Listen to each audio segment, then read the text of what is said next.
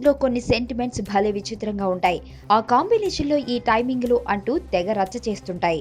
ఇప్పుడు ఇలాంటి సెంటిమెంట్ ఒకటి బయటకొచ్చింది. జూనియర్ ఎన్టీఆర్ ఇండస్ట్రీలోకి వచ్చి ఇప్పటికి 15 ఏళ్లు అయింది.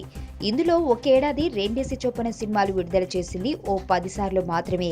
రెండింటితోనూ హిట్ కొట్టినది మాత్రం 2010లోనే. 2010 ప్రారంభంలోనే అధుర్స్ అంటూ వివి వినాయక్ తో సూపర్ హిట్ సాధించాడు యంగ్ టైగర్. ఇప్పటికీ ఆ మూవీకి స్పెషల్ ఫ్యాన్స్ ఉంటారు.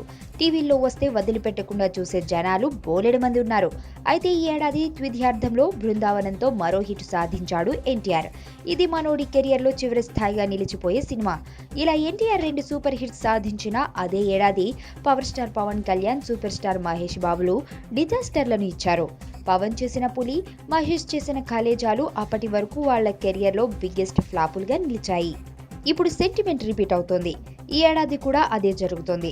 నాన్నకు ప్రేమతో సక్సెస్ తో ఎన్టీఆర్ స్టార్ట్ చేస్తే పవన్ సర్దార్, మహేష్ బ్రహ్మోత్సవంలు డిజాస్టర్లుగా నిలిచాయి.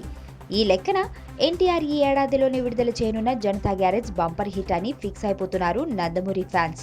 మరి ఈ సెంటిమెంట్ ఏమాత్రం వర్కౌట్ అవుతుందో చూడాలి. వైలెన్స్ లేకుండా చూడగలిగే లవ్ స్టోరీలు ఎప్పుడు వస్తాయి కదా. నీలో ఈ కోణం కూడా ఉందని నాకు తెలీదు. Adventure time. నిన్ను పెళ్లి చేసుకోవాలి, ఐశ్వర్య తెలివిగా చంపాలి. నాకు తెలిసి ఒక్కడే శత్రువు ఉన్నాడు.